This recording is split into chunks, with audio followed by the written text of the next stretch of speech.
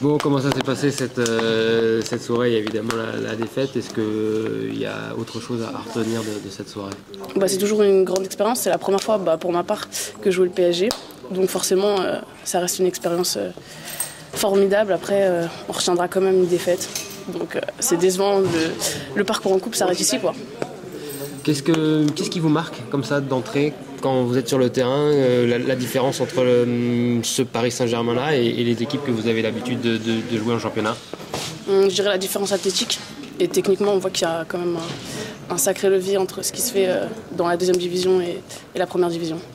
Ce match et cette défaite ne doit pas remettre en cause tout ce que vous montrez depuis le début de la saison et là où ça se passe très bien? Non, pas du tout.